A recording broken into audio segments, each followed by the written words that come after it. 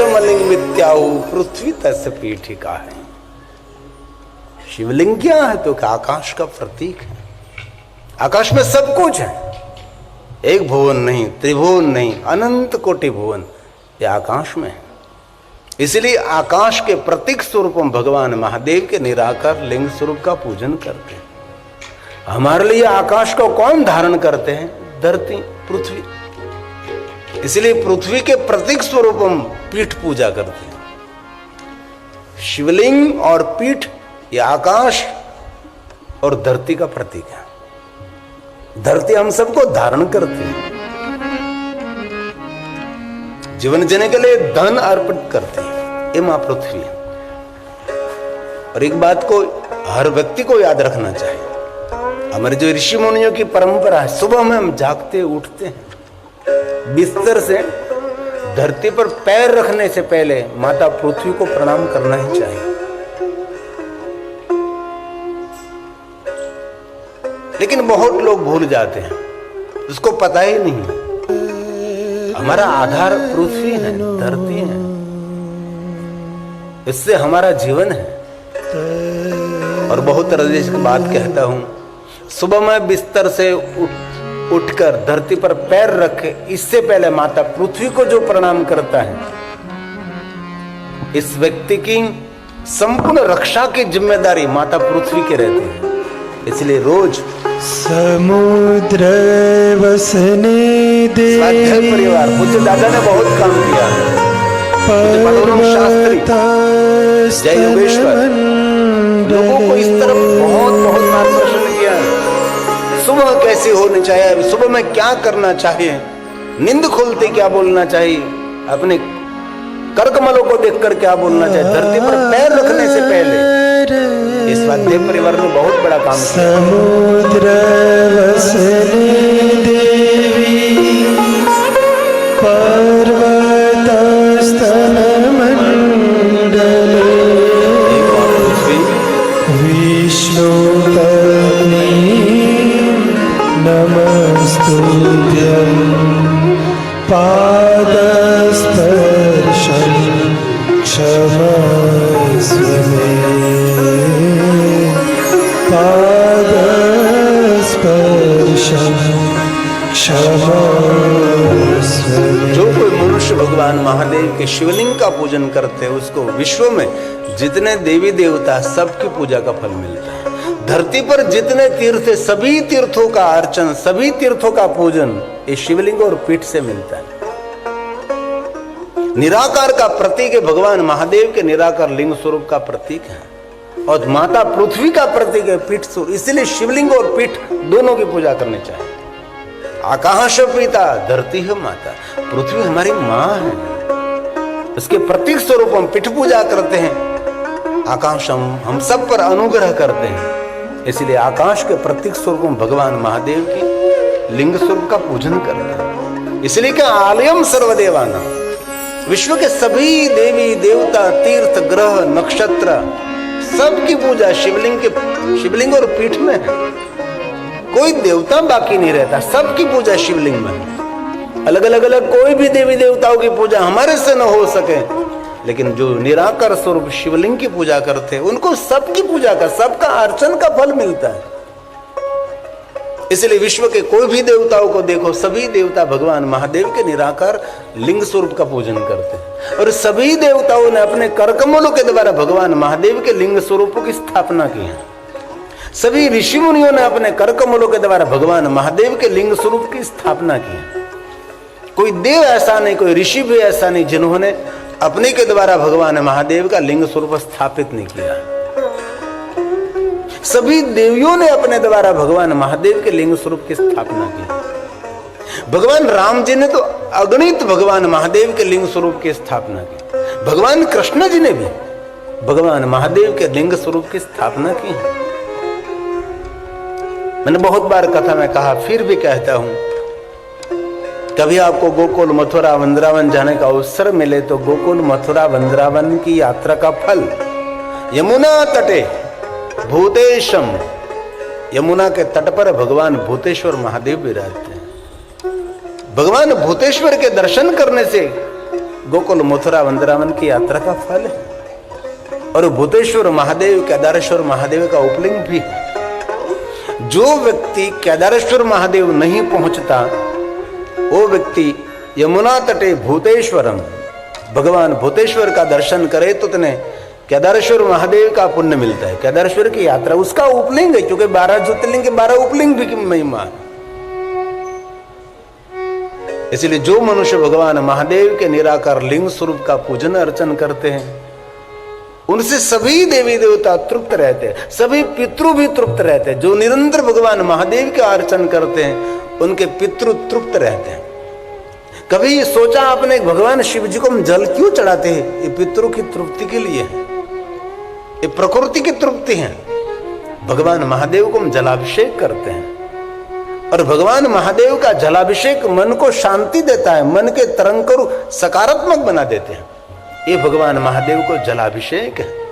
इसलिए सभी देवताओं ने भी भगवान महादेव को जलाभिषेक किया, सभी देवियों ने भी भगवान महादेव को जलाभिषेक किया, राम जी ने भगवान महादेव को जलाभिषेक किया, सभी ऋषि मुनियों ने।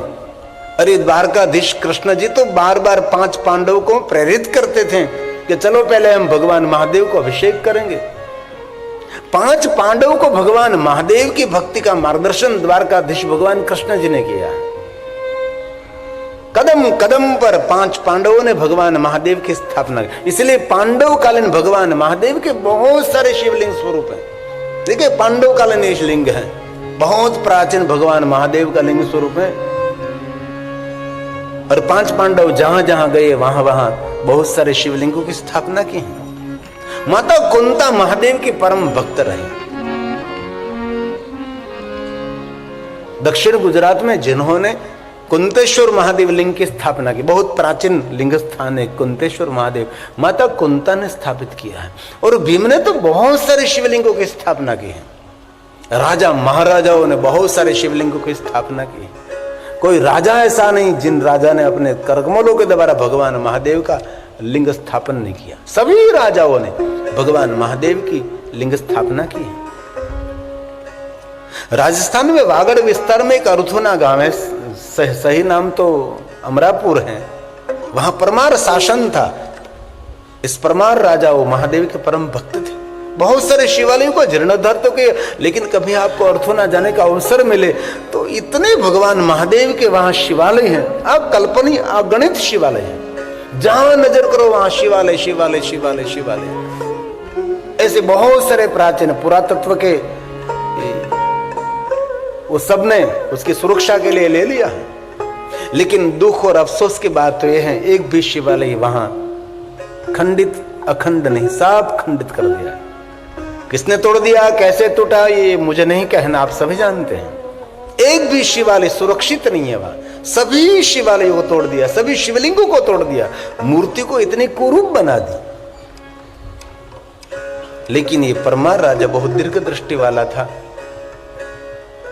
उनने बहुत सारे शिवालय भूगर्भ में बना दिया और शिवालय का गर्भगृह भूगर्भ में बनाया और भूगर्भ पूरा जल से भरा रहता है। इसलिए जल में कोई डुबकी मारकर वहां शिवलिंग को तोड़ने के लिए नहीं जा सकता। इसलिए ऐसे शिवलिंग अभी भी वहां है। बहुत समय पहले मैं डूंगरपुर राजा साहब के वहां गया था। वहां हजारेश्वर महादेव लिंग, 1000 शिवलिंगों मैंने देखा। राजा साहब और रानी साहिबा महादेव के परम भक्त थे। डूंगरपुर राजा दरबार में मैंने देखा 1000 शिवलिंग, हजारेश्वर महादेव, अगणित भगवान महादेव के लिंग पूजा। इसलिए आपको कभी अवसर मिले तो भगवान महादेव को जलाभिषेक करें। भगवान द्वारकाधीश भगवान कृष्ण जी ने अर्जुन को बार बार कहा, साहार्जुन, अर्जुन हम दोनों मिलकर भगवान महादेव को जलाभिषेक करेंगे। और जग प्रसिद्ध भी है, ओम नमो भवा शर्वा रुद्राय वरदाय पुष्पनापते।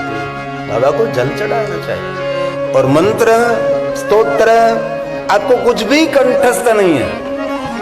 ओम नमः शिवाय, ओम नमः शिवाय बोलकर आप भगवान महादेव को जलाभिषेक कर सकते हैं। जलाभिषेक करने से मन की शांति मिलती है, हमारे विचार सकारात्मक बनते हैं, कामना मनोकामना पूर्ण हो जाती है और हमारे पितृ की तृप्ति रहती है। इसलिए भगवान महादेव को जलाभिषेक करना चाहिए।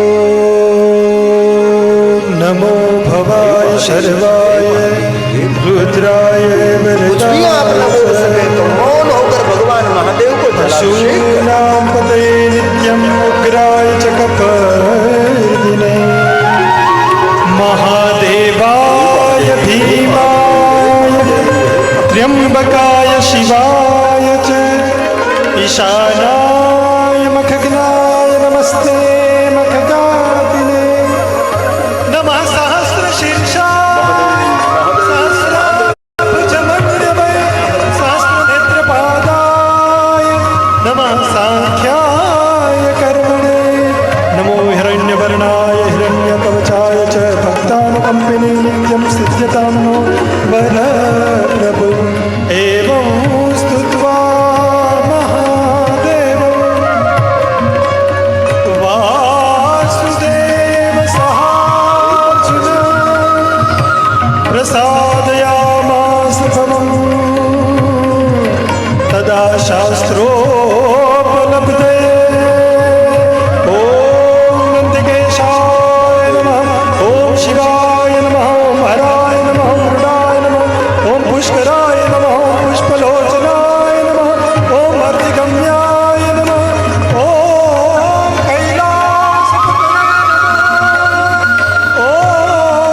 यामि लिंगाय नमः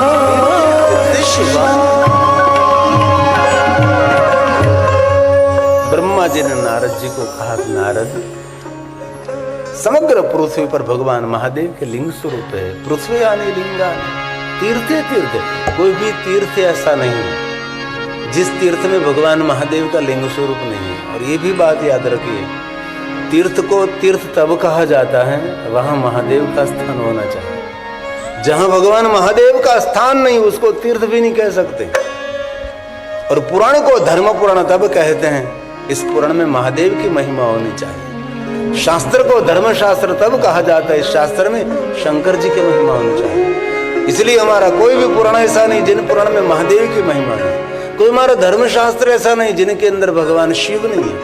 शिव हमारा सबका मूल है, शिव हमारा सबका आधार है। इसलिए ब्रह्मा जी ने स्वयं ने नारद जी को कहा, नारद अन्यत्र वास्थले पृथ्व्याम यानी पृथिव्यां यानि लिंगानि भगवान महादेव के बहुत सारे लिंग स्वरूप विराजते हैं। सभी तीर्थों में शिव जी विराजते हैं। तीर्थे तीर्थे शुभानि मनुष्य का शुभ और मंगल करने के लिए भगवान शिव विराजते हैं। तीर्थ में भगवान महादेव तो है ही, लेकिन ब्रह्मा ने कहा अन्यत्र वा स्थले यानि अन्य स्थलों में भगवान शिव प्रसिद्धा कोई प्रसिद्ध कोई अप्रसिद्ध तानि वै प्रसिद्धानि स्थितानि सर्वेषां शिवलिंगानां मुनि। ब्रह्मा ने कहा है मुनि नारद, सर्व स्थान पर भगवान महादेव का लिंग पूजन संख्या न विद्यते, सर्वलिंगामय भूमि सर्वलिंगामय जगत है। कोई विचारवाद नहीं था तब सभी भगवान महादेव के निराकार लिंग स्वरूप का पूजन करते थे। इसलिए पाताले चापे वर्तन्ते, जितने शिवलिंग धरती पर पृथ्वी पर हैं इतने शिवलिंग पाताल में भी हैं और स्वर्ग में भी है। सर्वत्र पूज्यते शंभु, ये भगवान महर्षि वेदव्यास जी की रचना है। ये सभी श्लोक शिव महापुराण अंतर्गत हैं। मैं तो बहुत किंचित मात्र थोड़ा सा आपको कह रहा हूं कि अनंत है भगवान महादेव के लिंग स्वरूपों की महिमा। पाताले पाताले चापि वर्तन्ते स्वर्गे चापि तथा भुवि सर्वत्र पूज्यते शंभु सदेवा सुरमानुषे सदेवा असुर और मनुष्य, बहुत सारे शिवलिंगों की स्थापना मनुष्यों ने की बहुत सारे शिवलिंगों की स्थापना देवताओं ने की, बहुत सारे शिवलिंगों ऋषि मुनियों ने स्थापित किया है। और ब्रह्मा ने कहा नारद सुनो, भगवान महादेव का पूजन एक जगत में नहीं, तीनों जगत में शिव है। और शिव पुराण ग्रंथ में यही भी कहा है, कोई भी विचारवाद में आप है, कोई भी संप्रदाय में आप हैं, लेकिन जो मनुष्य भगवान महादेव की उपासना, महादेव की पूजा, महादेव का अर्चन, महादेव का दर्शन और महादेव का स्मरण नहीं करता, वो प्रकृति का ऋणी रहता है। समग्र प्रकृति के ऋण में से मुक्त होने के लिए भगवान महादेव का पूजन, अर्चन, दर्शन, स्मरण जीवन में बहुत आवश्यक है। क्योंकि शंकर जी की पूजा अर्चन एक जगत में नहीं, त्रिजगत, तीनों जगत में शिव है। ये ब्रह्मा नारद जी को बता रहे हैं। त्रिजगत शंभो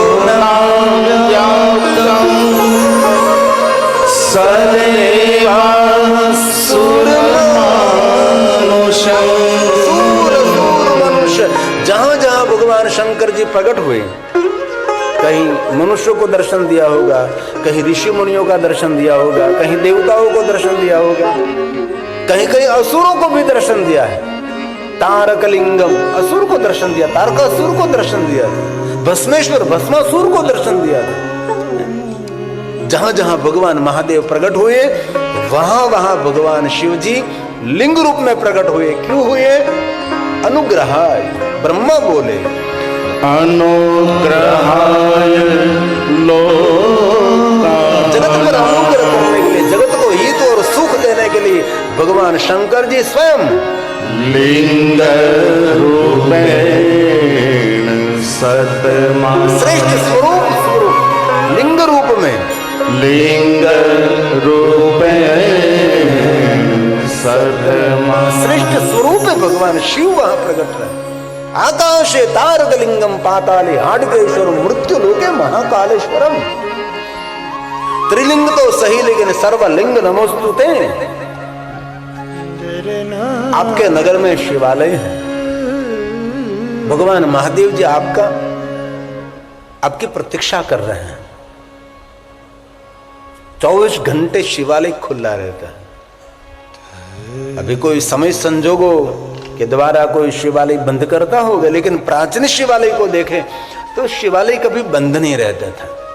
24 घंटे शिवालय खुला। ज्यादातर तो बहुत सारे प्राचीन शिवालय को देखें तो उसको द्वार ही नहीं बनाते थे, बंद करने के लिए कोई व्यवस्था ही नहीं थी, सिर्फ प्रवेश द्वार था, अंदर प्रवेश कर सकते थे, कभी बंद नहीं। 24 घंटे कोई भी व्यक्ति कभी भी जा सकता है। और हर गांव में भगवान शिव जी हमारी प्रतीक्षा करते हैं। क्यों प्रतीक्षा करते हैं? भगवान शिव हमारे पिता हैं। पिता जैसे पुत्र की प्रतीक्षा करता है, वैसे हमारी सबकी प्रतीक्षा भगवान शिव करते हैं कि एक बार तो मेरे पास आओ, आपकी भाग्य रेखा में बदल सकता हूं, आपकी दुनिया में बदल सकता हूं। मैं जगत रचयिता हूं, मैं जगत पोषक हूं, जगत रक्षक हूं मैं। लेकिन बहुत कम लोग शिवालय पहुंचते हैं, बहुत कम लोग, नहींवत लोग। जीवन के सभी दुखों का निवारण शिवालय है। इसलिए आपको जब समय मिले तब शिवालय जाना चाहिए। शिवालय जाकर भगवान महादेव का पूजन भी आपसे न हो सके, न बिल्वपत्र, न पुष्प चंदन, न सोलोपचार, न पंचोपचार, न एकोपचार, न जलाभिषेक, न वैराग्योपचार, कुछ भी न हो सके। अरे शिवालय जाकर आपको स्तोत्र का भी गायन न कर सके, को स्तोत्र भी आपसे मुख से प्रकट न हो, लेकिन शिवालय जाकर मौन होकर बैठना, वो भी भगवान महादेव की पूजा है, वो भी शिव का अर्चन है। क्योंकि स्वयं शिव जी को मौन बहुत प्रिय है। हमने बहुत बार कथा में कहा कि शंकर भगवान ने बहुत सारे व्रतों की श्रृंखला बताई। कितने व्रत, कितने व्रत। भवानी को कहा कि ये व्रत मुझे प्रिय है, ये व्रत मुझे प्रिय, बहुत सारे व्रतों, चांद्र व्रत से लेकर सोमव्रत से लेकर बहुत सारे व्रत, तिथि तिथि मास मास के व्रतों की महिमा गाई। और बाद में शिव ने कह दिया कि सभी व्रत मुझे प्रिय है, लेकिन सबसे मुझे प्रिय व्रत मौन है। इसलिए कभी कभी मौन रहना चाहिए। पूरे दिन तो मौन न रह सके कोई बात नहीं, रात्रि में मौन रहना। कई लोग तो रात्रि में मौन नहीं रहते, नींद में भी बोलते रहते हैं, नींद में भी कुछ न कुछ बड़बड़ बड़बड़ करते रहते हैं। क्यों? भोजन करते समय मौन रहो। भोजन करते समय कुछ भी नहीं बोलना चाहिए। और दूसरी बात, पानी पीते पीते कभी बोलना नहीं चाहिए, क्योंकि पानी जो कुछ बोलते हो वो सब कुछ ग्रहण कर लेता है। क्योंकि पानी हमारा जीवन तो है, लेकिन जीवंत है। हम कुछ भी संकल्प करते तो हाथ में जल लेकर संकल्प करते, क्यों? ये जल जीवंत है। हम किसी को शराब देते तो अबे जल से ही शराब देते हैं ना, इसे जल आधार है। इसलिए कभी भी पानी पीते पीते कुछ भी बात सुननी नहीं चाहिए, कुछ भी बात करनी नहीं चाहिए। वहां तक कहा कि जल पान करते करते समय विचार शून्य होना चाहिए। आपके विचार भी जल के अंदर मिल जाते हैं, वही अस्तित्व में आता है विचार। ये बहुत बड़ा एक विज्ञान है। और प्रातःकाल मौन रहना चाहिए, संध्या के समय मौन रहना चाहिए। मौन में अद्भुत शक्ति है। परमात्मा का सबसे बड़ा कोई आसन, परमात्मा का सबसे बड़ा कोई सिंहासन है तो मौन है। परमात्मा कहां पे रहते हैं? जहां मौन है वहां परमात्मा विराजते हैं। ये परमात्मा का आसन है, परमात्मा का सिंहासन है मौन। मौन रहने से कलेश में से मुक्त रहोगे। जितना मौन रहेगे इतनी बोलने में गलती कम होगी। इसलिए महादेव के भक्तों को मौन रहना चाहिए। और संध्या समय, शाम के समय मौन रहना चाहिए। ज्यादा से ज्यादा मौन रहना चाहिए। सज्जनों जहां बैठे, ऋषि मुनि विद्वान जहां बैठे हैं वहां मौन रहना चाहिए। कहीं भाई बहन सोमवार के दिन मौन रहते हैं, कहीं भाई बहन त्रयोदशी के दिन मौन रहते, शिवरात्रि के दिन मौन रहते, कहीं लोग महाशिवरात्रि के दिन मौन रहते हैं, कहीं लोग पवित्र सावन मास मौन मास करते हैं, कहीं लोग इस महीने में, ये माक्षर मास शिव साधना का मास है, शिव उपासना का महीना है।